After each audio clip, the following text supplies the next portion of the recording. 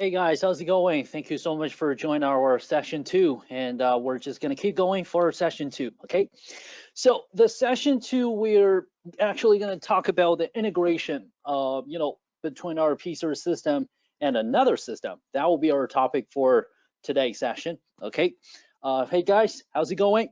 Good to be here. Okay, now let's just get started. Let's jump in. So as I mentioned, today we're mainly going to talk about the integration between two systems. One of our system is going to be the P-Series system, and another one will be a third-party platform. It might be a Alexa PBX or another IP system. Anyway, so we're going to talk about the integration with the Alexa PBX first. That will be the first part. Let's have a look. Now, I guess to be very honest, I guess this part of integration is not that popular, but who knows? In the market, some of our customers, some end users, probably they just need such a solution like this. So the answer is yes, we can do it. We can support it, not a problem, especially when we choose the P-Series appliance edition. I mean, the hardware version, especially when we take the on-premise P-Series system. Well, that truly works. Pretty simple. Now let's just have a look. Okay, so about this integration, as you guys can see, I just dropped this topology on the first page, and you guys can see on my left hand, this is going to be a traditional Alexa PBX. And I guess this photo, you guys just have a check. It's Panasonic, right? So, well, that's also a good point. Actually in the market, still some SME users, some micro business users, I guess, they were using Panasonic or some other traditional PBXs for many years. So apparently, you can still find some traditional systems like this in the market. Well, as we all know, Panasonic it's out of market, and this sort of solution it's not that popular now because things are changed. As we know, everything is supposed to be IP based, but who knows? Once again, like I said, still some customers they prefer to use the Alexa system, or maybe they just want to have a migration solution. So this is actually our chance, our opportunity, and this is also the reason why we need such a solution like this. So have a check. On my right hand, this is gonna be one of our P-Series system. Now about this integration, I guess the entire solution can be simplified by this. Have a check. I do remember in the previous session, which is YSCT sessions, we've been talking about the on-premise PBX, on-premise version P-Series system, the appliance edition, the hardware part, right? I'm pretty sure you guys do remember. Modularity, it's one of our highlights. We can use different modules to customize the interface, right? So that's exactly the opportunity. That's just the opportunity for us to make it work. So we can simply use the expansion board or we can use the modules. Anyways, the point is we're going to be able to make our P-Series system is capable to have some particular interfaces. For example, like the FXO port, FXS port. Well, on the other side, which is going to be the Alexa PBX, the Alexa PBX is pure analog based. Now, if this is the analog based system, then I'm pretty sure when we try to figure out this integration, that's definitely based on plug and play, right? And we're supposed to figure out something, called cabling. That's what we need. So if we need to figure out the cabling, then we're pretty sure we need to make sure we have available interfaces for the cable connection. That's what it is. So this is going to be the opportunity for us. Now have a check. Now the entire solution can be simplified by this. Once again, what we're supposed to do is we can simply find the particular interface for that analog system. Then we just figure out the cabling. And after that, we can just make it work. So let's talk about the details. Well, the reason why I use a couple of pages here to explain this part, because I don't have an analog system. I cannot show you guys the analog system right now. So for this part, I would like to take a couple of pages to explain this. All right, let's have a look. So first thing first, about the Alexa PBX, as we know, we're gonna use the cable, all right, the telephone line, the traditional landline, telephone line, whatever you call it, that's what it is. So we can absolutely make it work, make this migration solution work. I'll give you guys an example. Let's see, I got a traditional Alexa system in my office before. Now things are changed.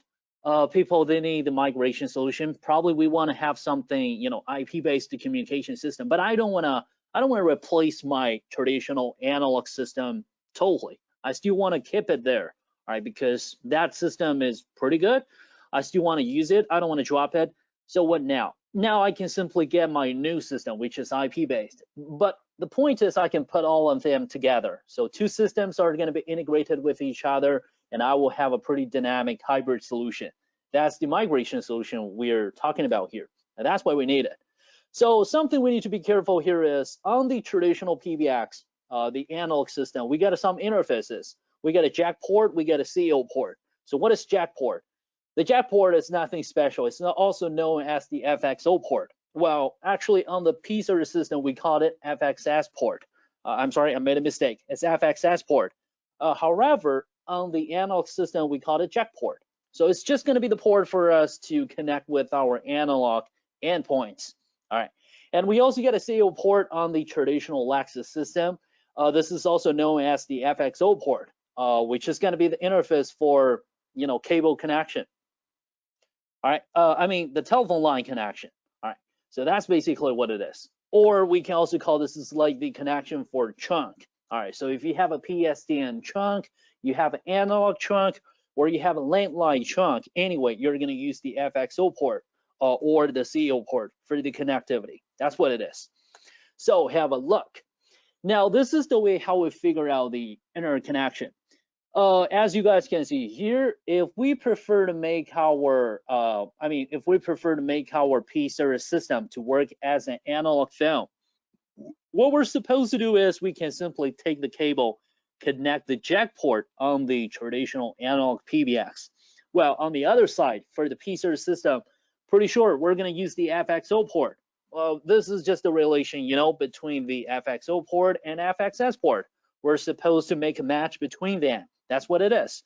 So technically, it's kind of like we just turn our P-Series system to work as an analog endpoint for the traditional analog PBX, right?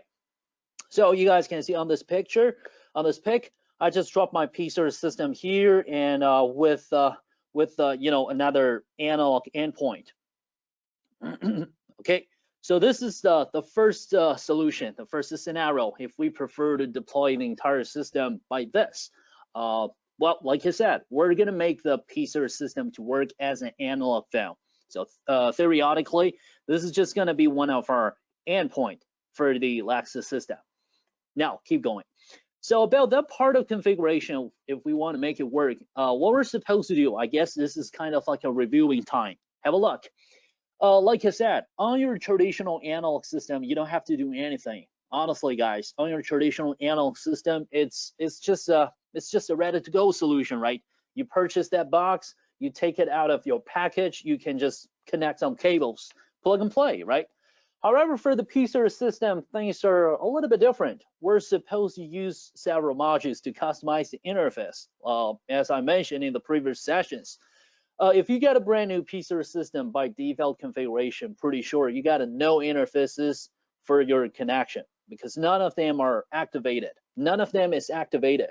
So if you try to activate some particular interface, like you need the FXS interface or FXO interface, then you're supposed to take the module. All right, so pretty simple. Now back to the previous one. So check on this photo. Like I said, if we need the FXO interface on the P-Series system, what we're supposed to do is we're going to take the red one, which is O2 module. The plan B, you guys can see this. I'm going to take the O2 module, the red one. Or maybe I can take the plan A, which is the SO module directly, because still this module provides us one interface for FXO as well. But anyway, two options, both are okay, depends on us. We can simply just make our selection. All right. Fix the module on the system by plug and play, pretty simple. And the next step, we're just gonna figure out the, cabling. That's what it is. So the entire solution, let's just have a quick look. The entire solution can be like this. I'm gonna use the pen to show you guys something here. Let's have a look. So on the analog system side, as you guys can see here, we're gonna use the jack port, right? Which means the P-Series system is gonna work as an endpoint, right? The endpoint, which is going to be the analog film, right? That's what it is. And then another one, let's check another one. So for the entire solution, pretty sure we need to figure out the communication. We also need to handle the communication with our outside contacts. So we're supposed to get the CO line. You probably call this CO line, you probably call this link line, or you can also call this as PSTN chunk. Anyway, it's just the same thing. So the thing is, we're going to get the CO line from the PSTN provider. So we connect that on our CO port on the traditional system. So you will be able to use your analog phones on your traditional system to make an external call through the CO line. That's what it is. Now, just don't forget the migration solution, all right? We also have the P-Series system on the other side, right? So what we're supposed to do is we also want to use the traditional landline with our P-Series system for communication. So what now? Now on the P-Series system, we're supposed to take another module, which is FXO module, get the FXO interface. So we're going to be able to connect this cable on the P-Series system as well, which means now on the P-Series system, we just activate a particular landline, which is the analog channel for your communication as well.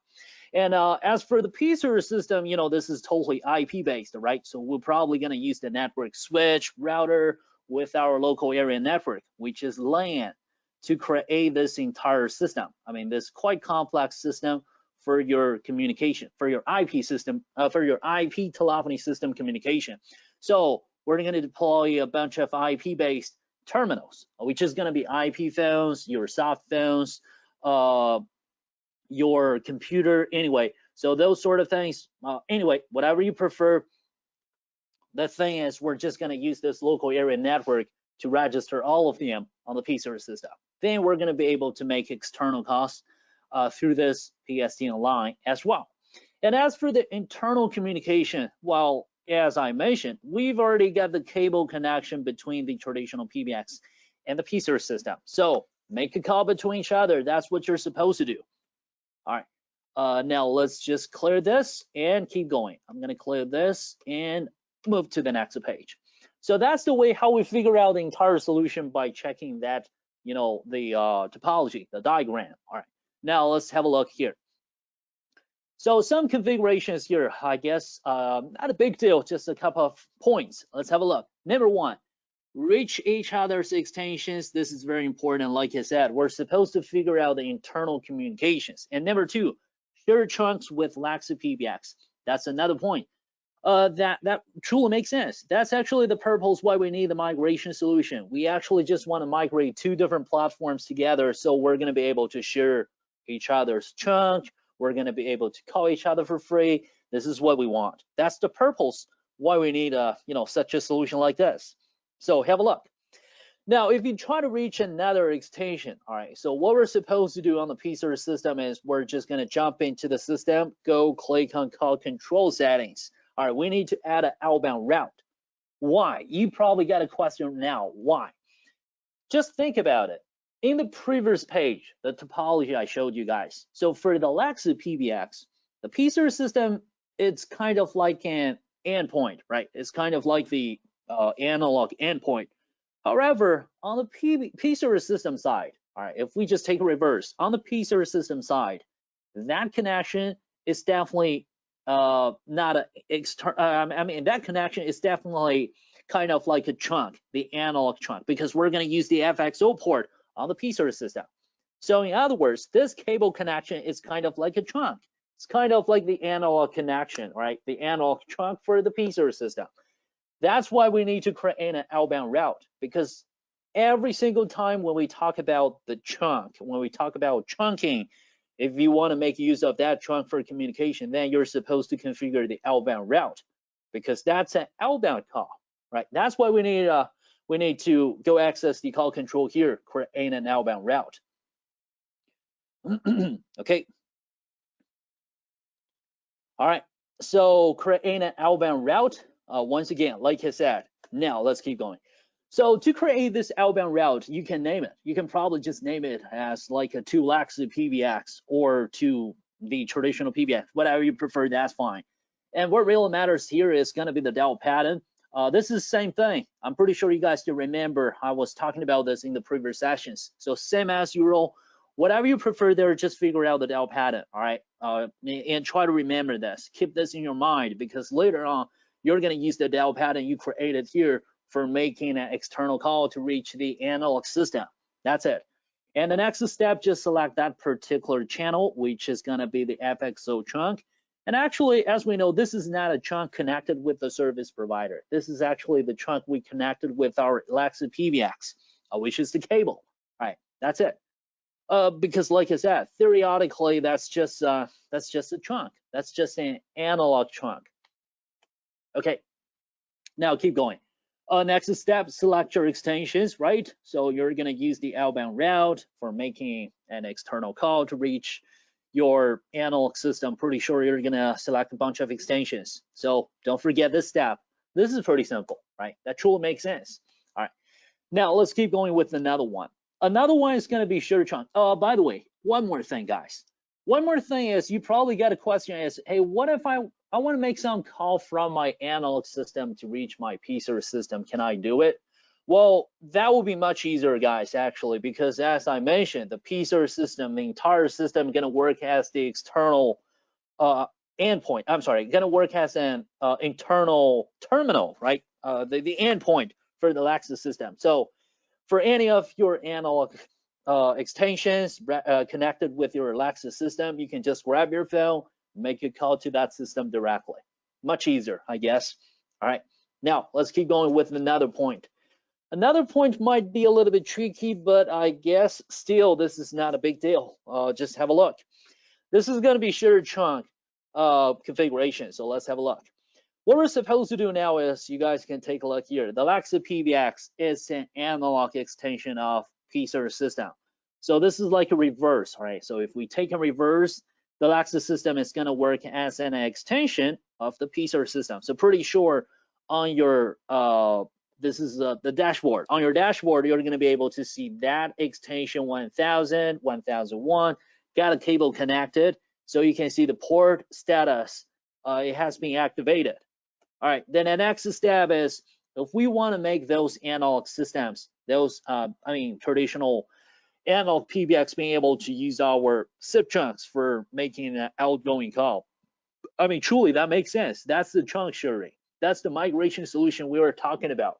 Because many years ago, the way how we communicate is totally based on the PSTN line, public telephone network switch, PSTN, public switched telephone network. It's totally based on that. But now things are changed. More and more customers, they will like to take SIP, all right, which is cheaper, which is more stable, gives them a better audio quality. Anyway, so the migration solution is exactly what they're looking for. But like I said, they're not willing to drop their traditional system aside. They still want to keep it.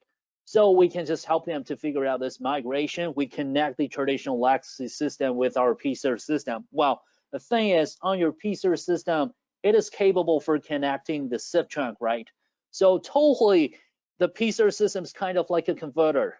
I mean, the P-Series system is just like a converter for helping us to realize the, transmission, the audio transmission, I guess, from the analog to IP or from IP to analog. That's what it is. So over here for this part of configuration, we just go access call control, add another outbound route, and here, same as usual, name it. All right, just name it.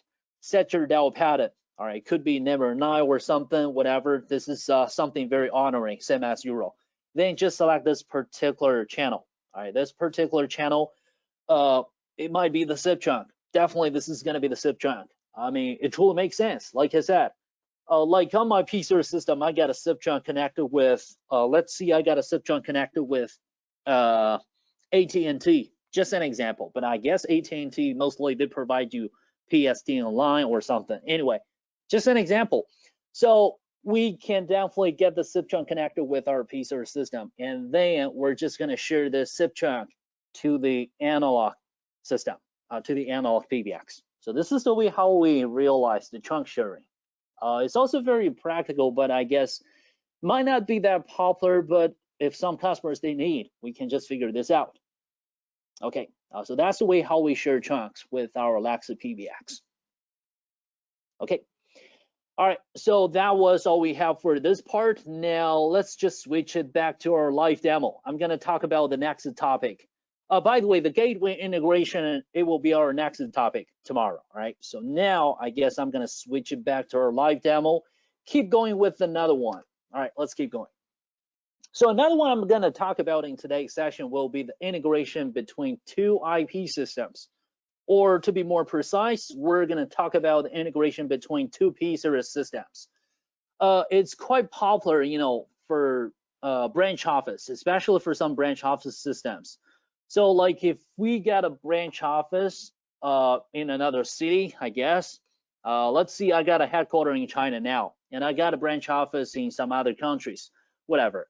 Now the thing is, if I don't have this integration, all right, so every single time when I try to make a call to my branch office system, I mean to my colleagues in the overseas, all right, anyway, that would be an international call. That would be crazy, very expensive, because to be very honest, this is going to be really expensive in China because service providers,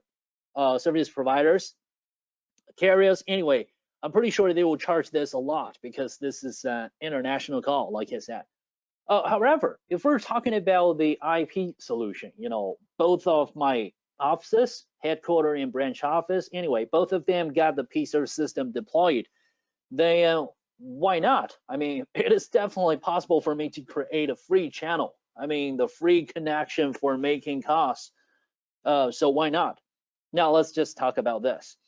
Now, if I have two systems, like I said, two P-Series system, when I try to figure out the interconnections, what I'm supposed to do is we can simply jump into the system. Let's see right now, this is going to be my headquarter PBX. So we will just need to go click on trunk here. All right, see this? Go click on trunk. And I'm going to tell you guys the easiest way for this. All right, go click on add. Okay, so here, you will need to create this particular chunk. All right, just name it. So for example, let's say this chunk is for my branch office. So I might probably name it as for my branch office, A or branch office 1, whatever. So I would just name it as this. All right. Then as for the template, I don't need any template because this is not the connection with the service provider. So I don't need the template. This is going to be something created by myself. So I'm going to skip this part. I will just keep the general. So next step here, detailed configuration. The chunk type here, you guys can see. Honestly, you got 3 options there. But like I said, I'm going to tell you guys the easiest way. All right, the easiest way for you to handle this. So as we know, register chunk is usually for helping us to activate the SIP chunk service from the service provider. That's the way how we register our PBX on the service provider side to activate the carrier's chunk. So negative. Nope, this is not what we want. We don't need this. All right, option 2, pure chunk. Pure chunk, this is also the way for helping us to activate the chunk connectivity with the service provider, especially when you have a dedicated SIP chunk from the carrier. Or you might probably heard about this. We can also use pure chunk to handle interconnections between two systems, right? The answer is yes, but my suggestion here is, well, we're not going to use pure chunk. We don't use pure chunk. Now you probably get a question now is why? Why don't we use the pure chunk for this chunk connection? All right, for this interconnection between headquarters and branch office. Well, here's the reason, guys. Be careful. Here's the reason. The reason is if you try to use the pure chunk for two systems interconnection, well, think about it. If 2 of your systems, they both are deployed in the same local area network, that's not a big deal. We can just use pure chunk. So over here, we can just exchange IP addresses, of both of our systems, right? So I got a headquarters systems, I got a private IP address, and on the branch office system, I get another private IP address. So if they're deployed in the same local area network, that would be really easy for me to handle this. What I'm supposed to do is simply, exchange IP addresses for both of them. However, guys, the real scenario is the reality is we're not going to deploy 2 systems in the same local area network for fun. I mean, it sounds funny, but this is just for fun, all right? It doesn't make sense. We're talking about the actual branch office solution, right? So pretty sure you're going to deploy 2 different systems in 2 different locations. I mean, 2 different geographical locations with totally different public IP addresses. I'm pretty sure you guys will have the different IP address with what I have in China. That's totally different. So that means if you try to use the same way to handle the interconnection, you're supposed to configure something called port forwarding. it's not that complex, but it's a little bit tricky, because port forwarding means you're supposed to make your PBX being accessible in the public network. Well, because we're going to use two different IP addresses. One is going to be the private IP address we configured on this particular system. It might be 192.168.6.110. Anyway, that's just an example. And another IP address we're going to use is going to be the only one, the legal IP address, which is valid in the public network, in the global public network. That's the public IP address. And the public IP address is not, I guess, it's not for free. Probably you will need to subscribe it from the carrier, from the service provider. They will just charge you monthly or annually, whatever. Anyway, but the point is that's a public IP address. And we're going to deploy that IP address on the router. Pretty sure for security reason, we're not going to deploy that IP address on the PBX directly. That's weird. So now what we're supposed to do is we need to figure out the connection. We need to figure out this. This is kind of like a penetration, right? A SIP penetration. So we're supposed to figure this out, which is called SIP port forwarding, which means we're going to map some particular ports from our P-Series system to the router. So any kind of request, the access request, will be able to establish from the router to access our P-Series system. It's kind of like the outside access request will be accepted by the router, then going through your local area network to reach your P-Series system. That's what it is, right? So the thing here is it's a little bit tricky and this is risky. Because, for example, if we map this particular port, let's see 5060, this is the default one, right? As we know, for SIP UDP, it's going to be 5060, which is going to be phone registration, right? So if I map this particular port on the public network, that means anyone out there, if he or she knows my IP address with this particular port, all right, maybe I just mapped 5060 to some other ports, 5566, whatever. But like I said, if my password, if my information has been leaked, well, it's pretty easy for anyone out there to register a particular extension secretly on my phone system. In other words, anyone can mess up with our system. This is out of our control. So my suggestion here, even for Yeastar, our suggestion here for you guys is please don't use pure chunk for the interconnection. Even you can handle this, but don't do this. All right, it's quite tricky. You're supposed to configure port forwardings, NAT configuration, a bunch of things, not good for your security. So our suggestion for you guys this time is going to be this, by using account trunk. Why account trunk? All right, have a look. Well, we choose account trunk is kind of like we're going to create a particular SIP account on this headquarter PBX. Then you guys will see I got a username, I got the password, I also get the authentication name, right? So this is kind of like I just create a SIP account. And then I'm going to drop this SIP account to my branch office. Now, here's another deal. You probably got this. The same question is, how can I make the headquarters system being accessible in the public network? Because eventually the branch office system will still, looking for the headquarters system, looking for the server for the registration, right? So it seems that we still need to figure out port forwarding, right? Well, good thing here, guys, please take a look at that. This is the good news, all right? This is also the reason why I just suggest you guys use the account trunk. If you choose the account trunk, when you try to figure out the SIP trunking, well, the good thing here is we can just use the FQDN for everything. You don't have to figure out SIP penetration, port forwarding, NAT configuration, public IP address. Anyway, all these issues are not going to be a problem anymore because we don't need any of them. What we're supposed to do now is we can simply get the plan subscribed and just enable the FQDN, and I will just take this particular FQDN as the server address. Then the branch office system will just simply choose register chunk. Then we use the register chunk information. We use the server information. So the host name and domain name here will be the FQDN of my headquarters system. And the username, password, authentication, they're all get it from the, they're all got from the headquarters system if we create an account trunk. So this is quite simple. And this is also the reason why we just suggest you guys don't make port forwarding on your P-Series system. It's not necessary for you to do that. Even this is going to be the integration between two IP-based telephony system. What we're supposed to do is we can simply log into the headquarters system, enable the FQDN, enable the RES. Then we can just create an account trunk. And on the other side, we're just going to take the trunk information with this FQDN information, register the branch office PBX on the headquarters system. That's it. So pretty simple, very easy. And as for the port forwarding, by the way, so the reason we don't suggest you guys to do it, because like I said, first of all, this is not good for security. That's a big trouble, because if you try to figure out the port forwarding, it's quite tricky, because you're supposed to map a bunch of ports like SIP UDP, SIP RTP, and even the HTTPS. If sometimes you want to have a remote access, anyway, a couple of ports you're supposed to map it on the public network.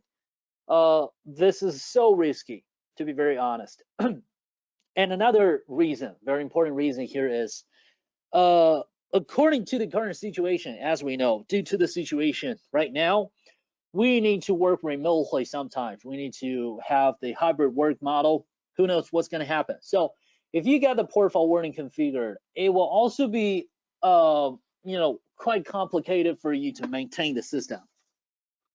I mean, think about this. Whatever happens on your router, whatever happens on your system, for the maintenance, it's gonna be, it's not that easy for you to do this. You're supposed to check on your router, you're supposed to check on your P-Series system, and sometimes you even need to, switch it back to your office for checking, for troubleshooting. So this is not good for even for the current situation. All right, so that's why we just suggest you guys use the FQDN for everything. And to be very honest, this FQDN solution is really awesome. It can help us to realize a lot of things. This is just one of them. You can even use the FQDN to figure out the Microsoft Teams integration, CRM integration, remote IP phone registration, and even the remote access. Everything can be handled by this remote access service, which is the FQDN. Okay, so that's basically what it is. All right. Okay, so I just keep it be a little bit tight here today. Hopefully everything's clear, guys. Please just take a look, see if there's any questions. And guess that was all we have for this one.